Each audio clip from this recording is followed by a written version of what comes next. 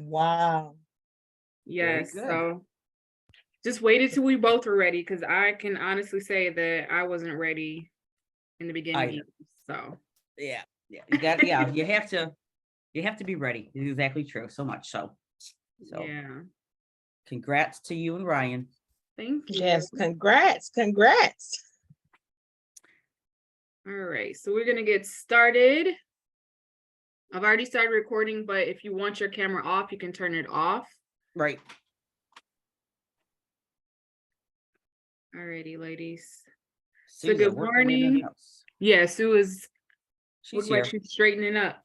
Just put a wrap around here to get warm. I must be cold in that part of the house. We see you, lady. I know I should have probably just shut my video, but I was listening.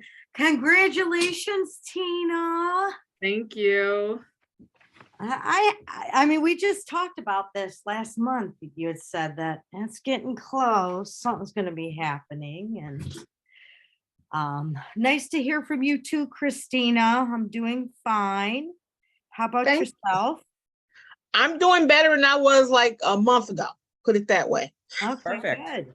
That's good. That's always good to hear. Beautiful. Yeah. All right, ladies. So I'm gonna go through our disclaimers, intro, and all that good stuff. So again, if you don't want to be on video, then just turn off your camera, but would love to see your lovely faces. All right. Good morning, strong women, and welcome back to Tuesday Talks with Teena, a weekly intentional fitness focused self-care. Each week, we're going to be taking inventory on our current habits and developing consistent routines to keep up and maintain a healthy lifestyle. We're going into week 16, and we're going to be talking about unapologetic about turning down food. So let's get into our disclaimers and whatnot. So I am your host, Teena Cathay. I'm a business owner, a certified health coach and personal trainer. I'm currently serving in an Air National Guard, and I am a huge advocate for women finding balance. So a disclaimer, since I said I am certified, however, that does not mean I'm a medical professional. So before you start any new fitness routine, I do advise that you consult with your primary care physician prior to starting anything new. Funding disclaimer.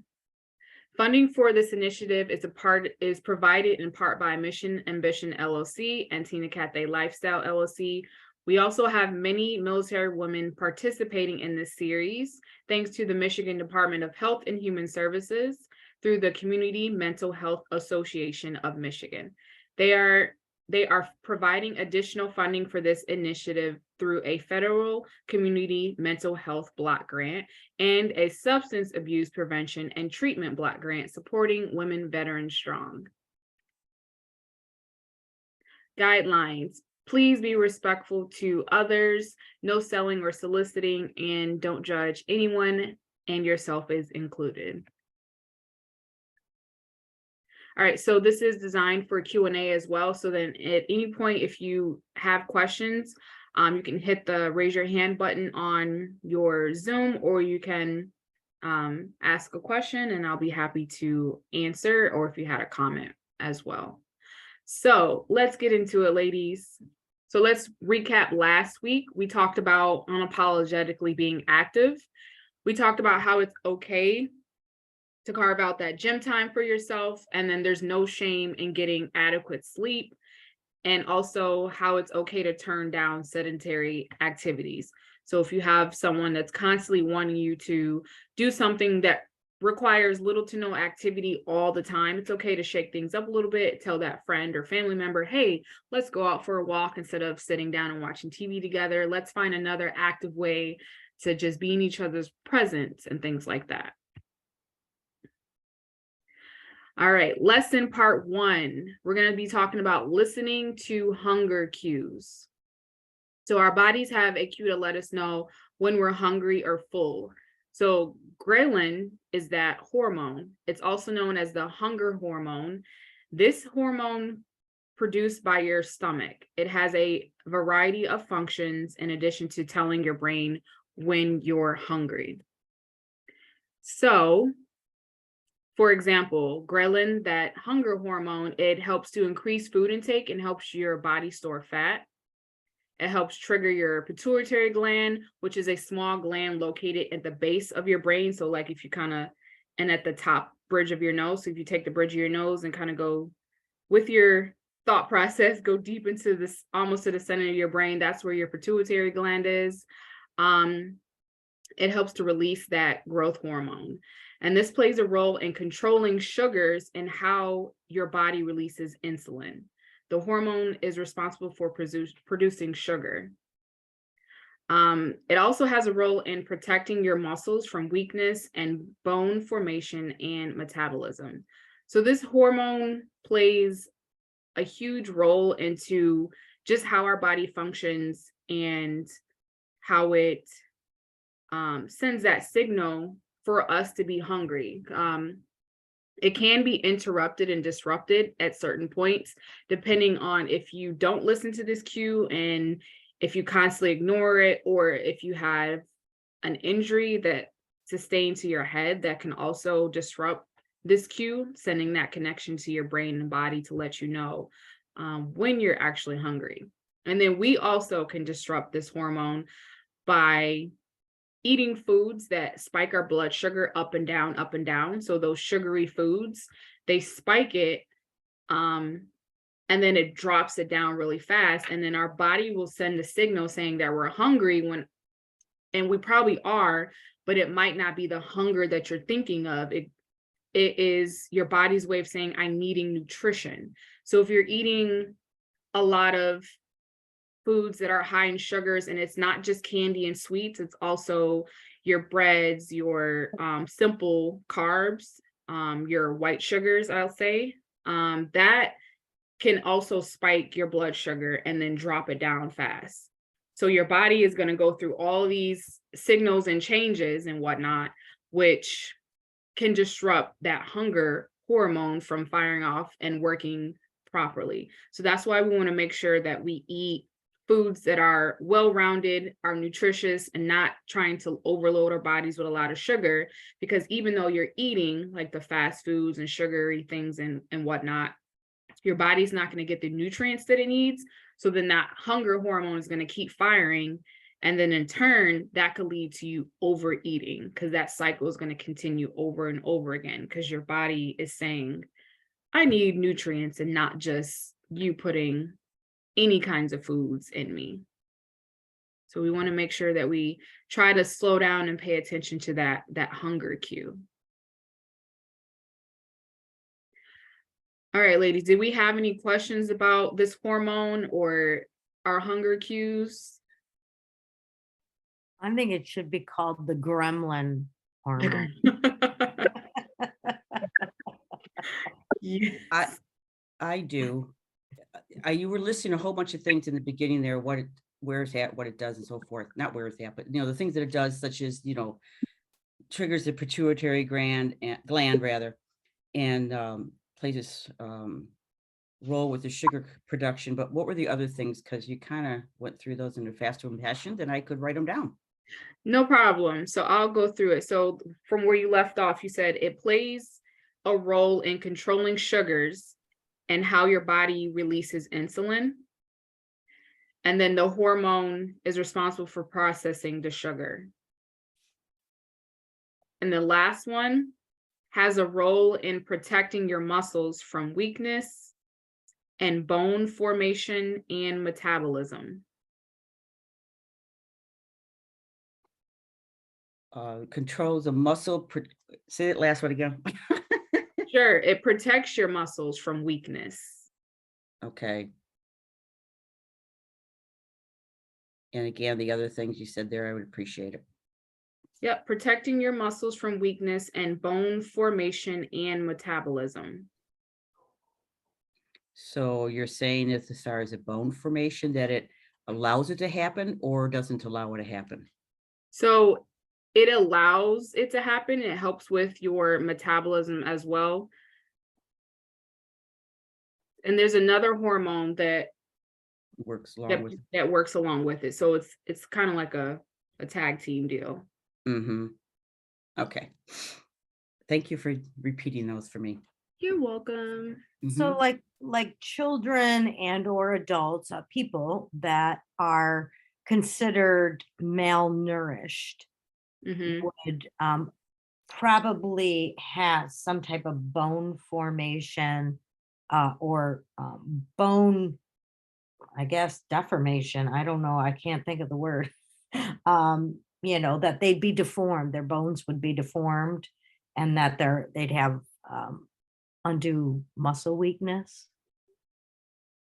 So you're asking if that, Yeah. so let me see how I'm gonna put this. So because it's part of like the growth hormone as well. So if you're like you mentioned adolescence, so if you're getting too much of a growth hormone, it can increase bone production. You know how like when kids have those achy bone, like when as they grow, their bones get a little achy and can be painful for them. I know my 5-year-old's experiencing that now, going through her growth spurt. She'll be like, oh, my legs hurt. It feels like they're stretching and things like that. So I'll let her know, like, it's normal, but the growth hormone can actually overreact as well.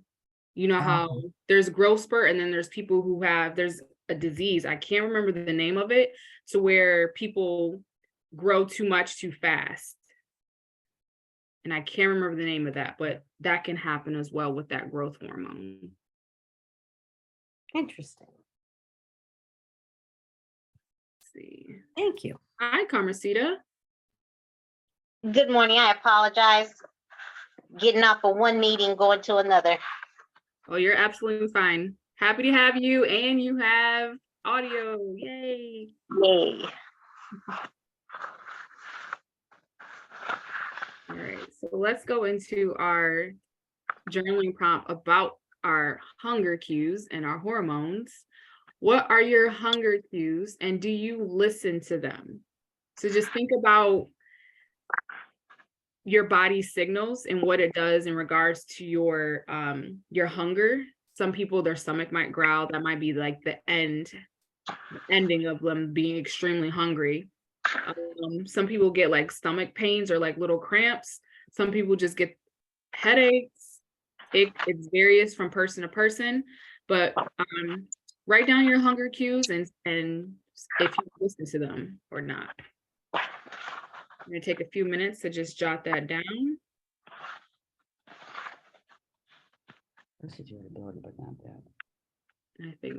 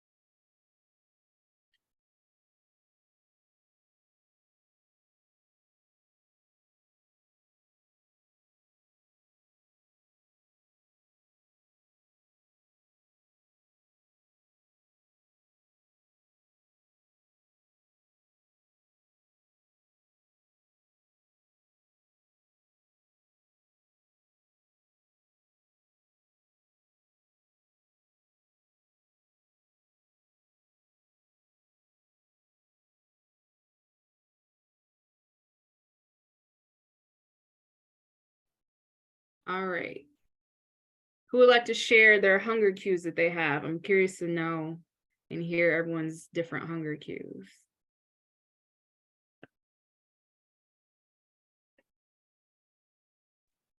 All right. I just put my hunger cues are grumbling in my gut, sleepiness and or confusion or lack of focus.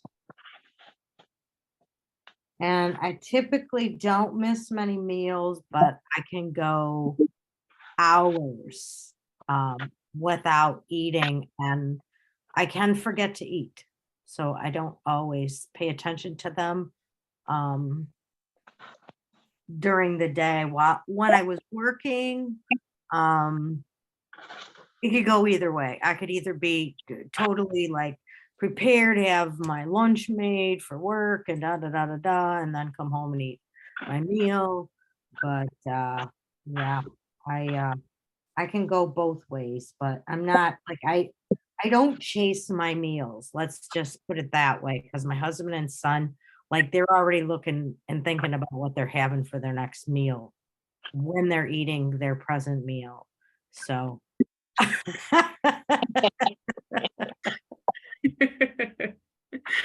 Oh, wow. That's funny. Anyone else want to share their hunger cues and if they listen to them or not? Unfortunately, I don't have hunger cues. I have to actually force myself to eat, and very rare I'm hungry. But when I finally feel those urges, I do get in there and get what I either go get something to eat healthy wise, or I make something, even if it's snacking. But on a typical basis, I don't have hunger cues because I don't get hungry. Hence why I'm overweight. Is that something you're working on as far as like your hunger cues? Have you mentioned that to your doctor at all? I have mentioned it in the whole health side. I have Mhm. mentioned it to my neurologist, but none of them are saying anything. I think I've even mentioned it to my primary care doctor, which I just seen for the second time because I just got a new one. But I know it's part of the migraine issues. Okay. So now I'm just trying to force myself to eat 2 meals a day. And it's not always meals, but if I eat a bowl of oatmeal, and I just bought some fruit, so I'm gonna try to start eating fruit more consistently, fruits and vegetables more consistently. But for the most part, I have no appetite. Yeah, I would definitely keep bugging them, because then if it's something that you want to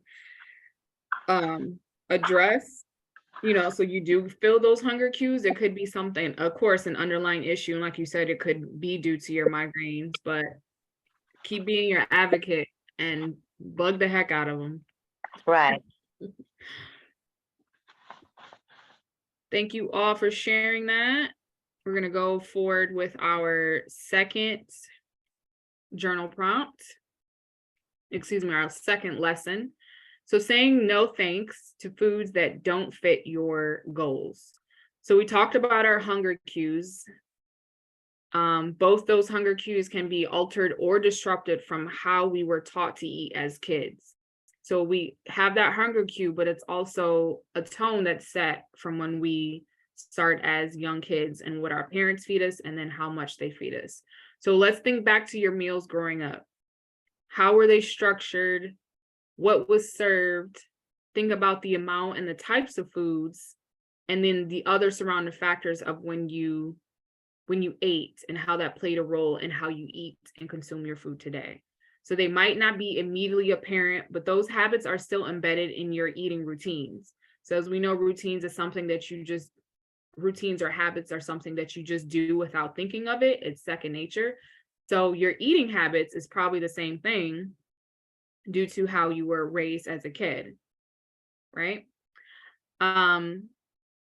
So since that can play a role, the speed of how you eat or how slow you eat, or if you miss meals or not, plays a factor.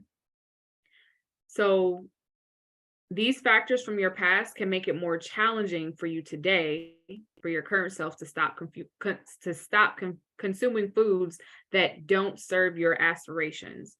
So now today, as an adult, we have these health and fitness goals, depending on what it is, physical or nutrition wise.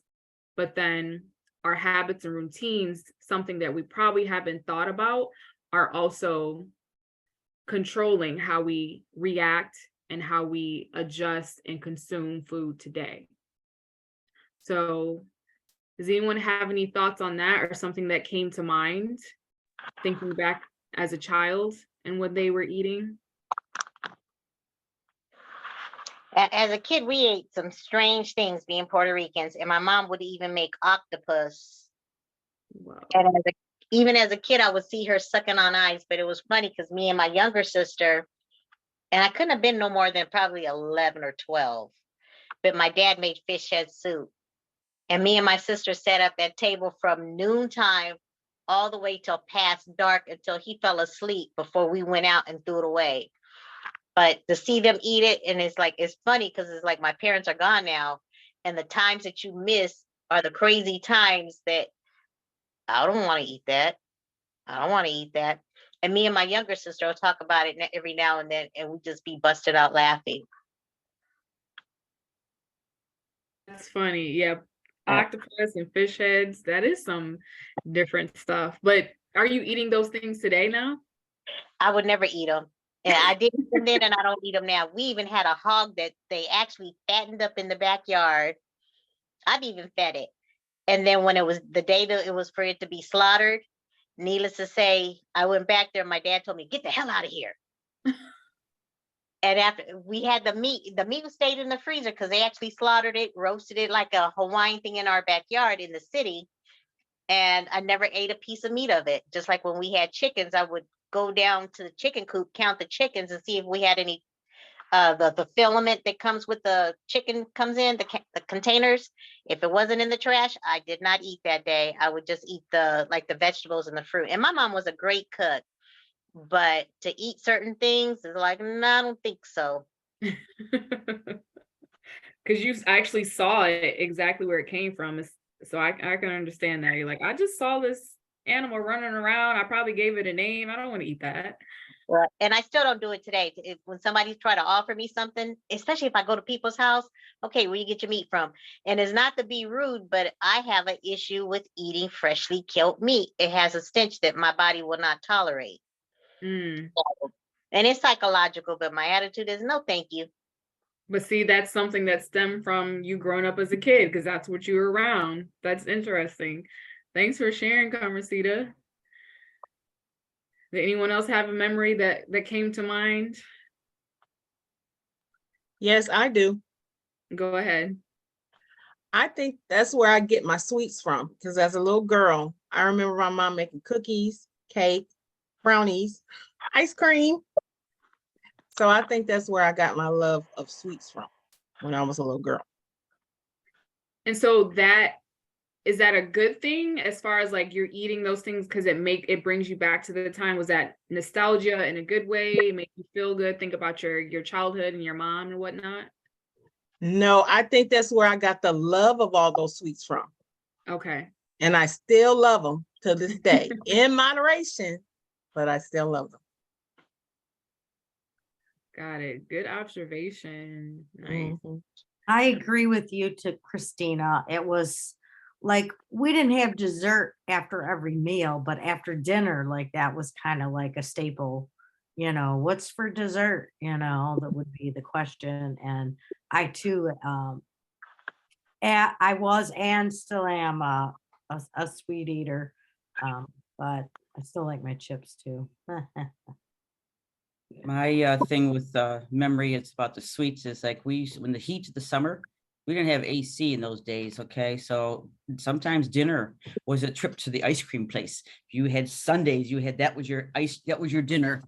Mother said that's a damn good dinner, and so there are times I still do it, and it's like, but I have to make sure that, okay, Lord, let's not go overboard. But yet it was a thing. It was just a nice thing because it was a change, and you had to go. It was an adventure to go and get to, even though we had ice cream at the house too. We would just get ice cream, but it was more like going to Saunders and getting something, or Baskin and Robbins and getting something and all that. So there was an adventure for that. But that's a nice thing that I remember. And then we used to do the sweets. We used to also, in a different aspect, as far as waiting to eat late in the day, it was because we were waiting for my father to get home. And so you're denied the food and then you just scarf it down. So you're hungry.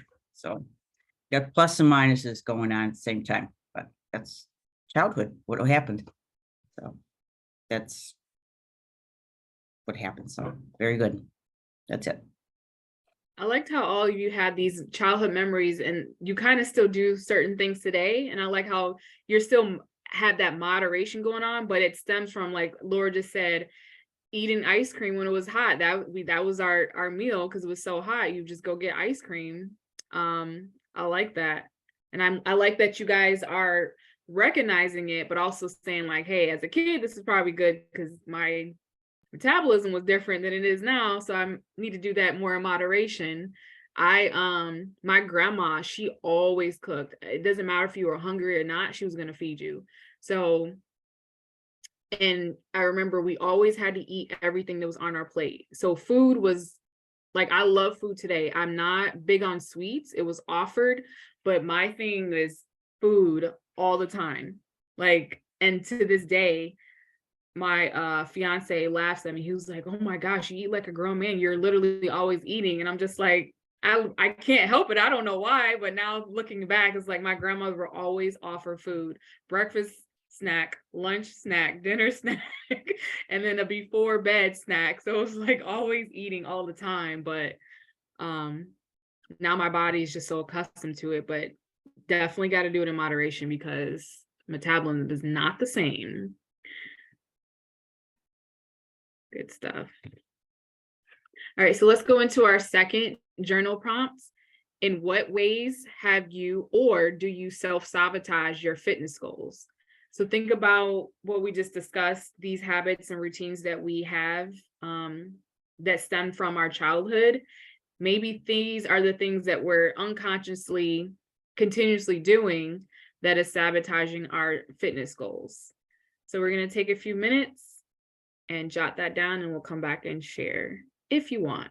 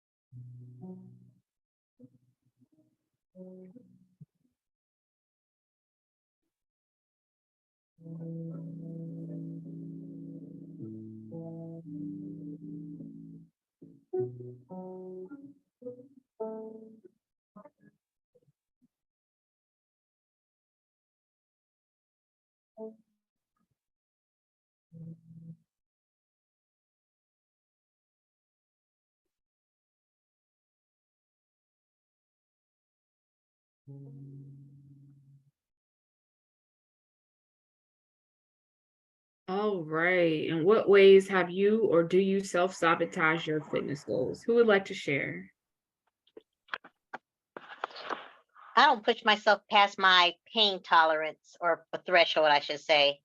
One, if I move around too much, the migraine will increase. So I don't want to go past a grade of 5 because after that, I can't function.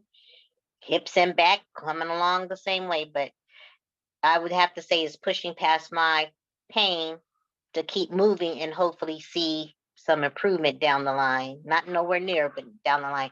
Yesterday, I went to Great Lakes Crossing looking for a crossbody purse for my trip that was big enough for my trip overseas.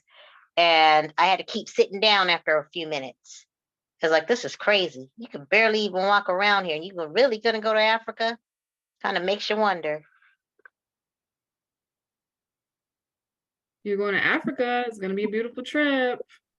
I'm praying that I have the endurance to do it, but I said I got to get up and start walking every day. And the goal is 30 minutes. Yesterday I did do more than 30 minutes, but I had to keep walk a little bit, sit down a little bit, walk a little bit, sit down a little bit.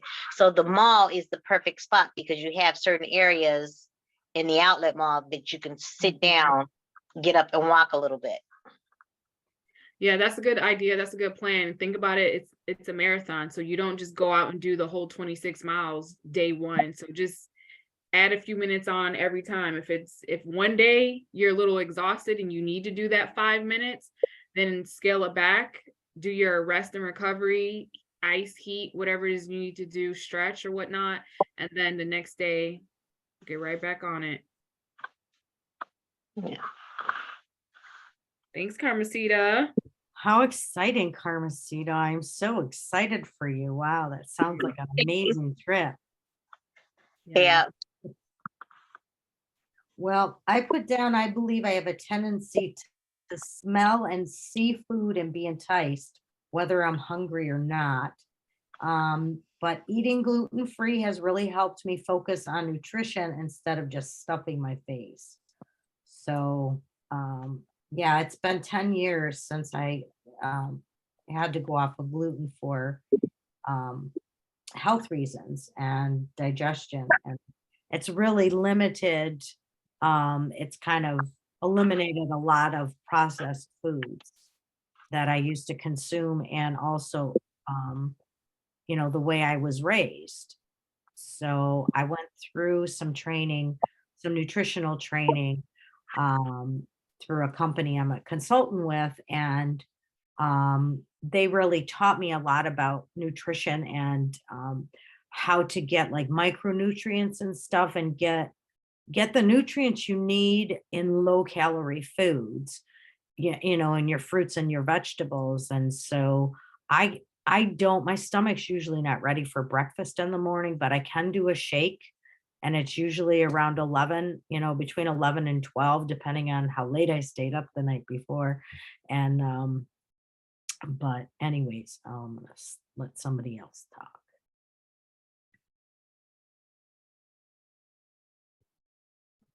So Okay, no, go ahead.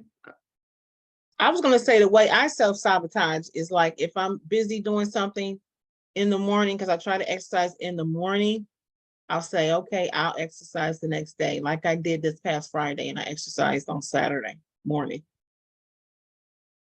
So that's how I do it. Like if I have a lot to do and I look up and it's noontime.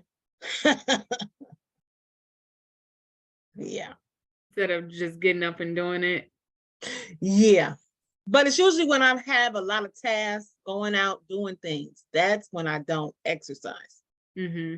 And before I know it, it's the afternoon. And so I'll say, okay, I'll do it the next day. I agree, Christina. I'm the same way. Like overscheduling is like Yeah. a big thing that affects, and then not planning ahead of time and having my food prepared and ready in the fridge, so I don't just grab junk. Now you gals are talking about the food stuff and the exercise stuff or activities.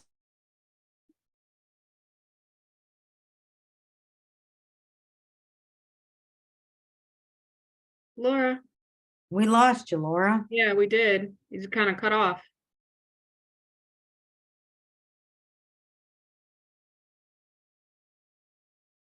Oh, that was weird. She was saying something, but it cut off on Maybe she hit the wrong button or something. Who knows? Yeah. She's usually good with her audio. But when you come back on, Laura, you can finish your statement. We're going to go into our third lesson and final lesson for the day. Saying no to second servings does not make you a bad person. Portion size and what is served during a meal can be cultural, celebratory, and nostalgic. With that being said, it can also be stressful and unhealthy. So we're going to talk about portion control and serving sizes. So what is portions? A portion is how much food you choose to eat at one time. This is usually listed on the back of the nutrition labels. So you'll see that it has serving sizes, and then it also has the portions on there. So those are two different things. Now we're going to talk about, I'm going to give you the definition of a serving size. So the serving size is a measured amount of food or drink. So you know how you'll have on a label, it says four portions, but then beneath that, it'll give you the serving size. So in that package of food, you can eat this, say it's rice, bag of rice, 4 different times, and it'll give you, maybe it's a half a cup for each serving. All right. So does that make sense? Does anyone have questions about portion and serving size? And do they know the difference? I'm good at that area. Awesome. Laura just texted me. She said the internet is gone with electricity off. She lost connection. Oh no. Okay, thank you. Tell her thank you for updating us. Hope it gets fixed. See everyone next week, she said. See you next week. So servings are measured and have an allotted amount of calories. If you were not taught to eat this way as a child, and it can be challenging adjustment as an adult. So because those caring family members or friends are still pushing large portions of food in your face, and again, those are portions, not a serving, it is okay for you to say no, to let them down, without shame or guilt, or saying no at all. Listen to your leptin. So here's another hormone. Leptin, which is the hormone that sends a signal to your brain, telling your body that you have stored enough energy. So we have the ghrelin hormone that lets you know when you're hungry, and then you have that leptin hormone that lets you know that you've eaten enough. And here's what happens a lot of times.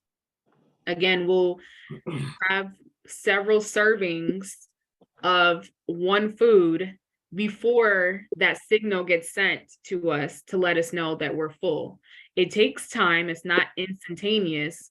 So that's why it's important to slow down, to eat one serving size first, maybe grab some water or go do something else, sit for a little bit, and then see how your body feels after at least 20 minutes.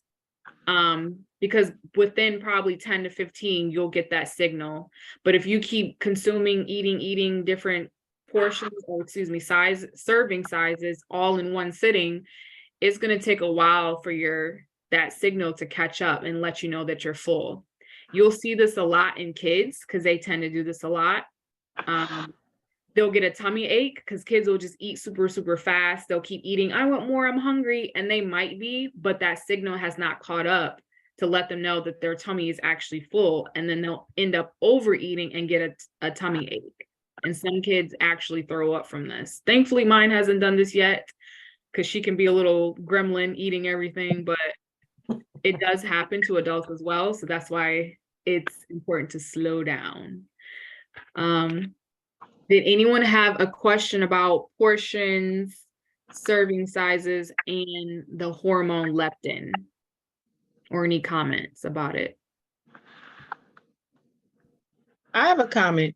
Yes. It's so funny you're talking about portion size, because I went to the library and I got this book by Mayo Clinic called Healthy Heart, and they were showing portion size. So ever since I started I got the book last week, I've been really monitoring how much I put on my plate on the portion size. But I'm glad you shared about serving size. What's the difference?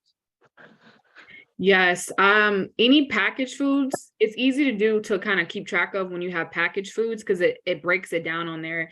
And I think we've kind of mentioned this a little bit in previous lessons, but it's so funny how you'll see how many portions is in a package, but then you look at the serving size, you'll be like, wait, I'm only supposed to have, I'll just use cookies as an example because it's easier. But it'll have like 50 cookies in as far as the portions. You can get 50 portions out of this, but you're only supposed to have one cookie. So every time you open that package, you're only supposed to have one cookie. And and I'll say like an Oreo because they're so tiny. So mentally you'll say to yourself, wait, just one cookie? Who can really only have one Oreo at a time when you're eating? Right. I totally So agree. yeah, so it's important to look at those portion sizes because then that would keep you in a certain amount of calorie count because that's what the serving size is for. But that's why it's good to have that balance. You can have your sweets, but mainly fill yourself up with those clean foods, those whole foods, plants, proteins and things like that. Oh, and Christina, you did mention portion size. I don't know if you were here. I don't think you were here that one week we talked about hand portion control. I will send that to you guys. If you want it, let me know. Okay. Actually, I'm going to put my email in the chat right now again. Email me so then anytime I have stuff that I would just want to send, I can directly send it to you. So here's my email. Do you know what week that was? Off the About the top of my portion? head, I do not remember, but I can send you Okay. that the Well, guide. according to this book, they said the same thing. So I'm sort of good on the portion size. Good. Yep, and Yeah. it's the hand portion control because you can literally just use your hand to measure out your food, just kind of Yeah. looking Yeah. through that. And it's easy way and it's not as hard as counting calories or macros and whatnot. So I put still my- don't know those macros. I got confused about macros. I still don't understand that. that. I think that was like week 8 or something like that. And I still I'm redoing that video because I didn't like it and it can be pretty confusing. So I agree with you. Tina, did you put your email on here already? Yes, did you guys? I'm Oh, not. I actually did a direct. Hold on.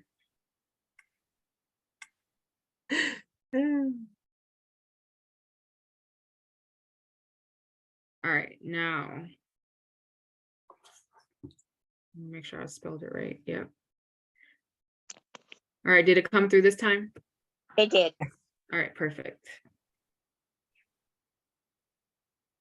Awesome. So the last journal prompt for the day. Do you know people who often push multiple helpings of food on you? This can be food or alcohol or sweet treats. And how do you react when they do that? So we're going to take 2 minutes to journal about it and then go from there.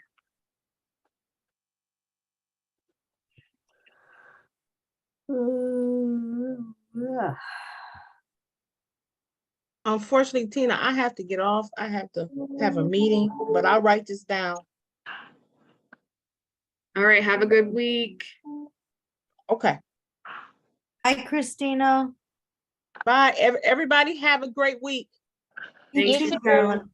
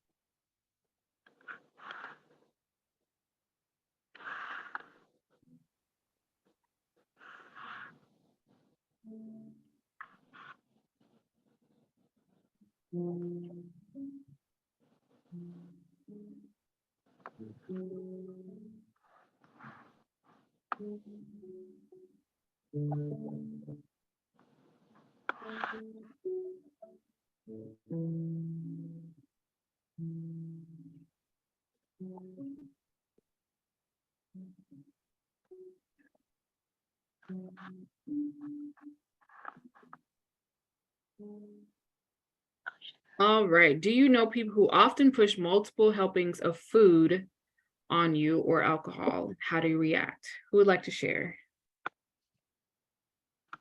I have a friend that likes to eat, but he likes to eat out. And normally we hang out together. We used to do it a lot more than we do now, but he likes to eat late as to where I don't like eating after 6 o'clock.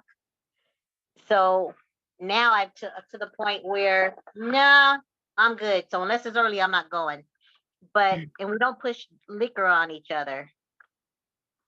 So that's the good thing. But even as kids, you only eat but so much. So I don't have the issues of constant food because I only eat so much. Even when I go out to eat, I break that sucker up into 3 portions. So, or 3 meals, I should say. So I'm not overeating. Good, good.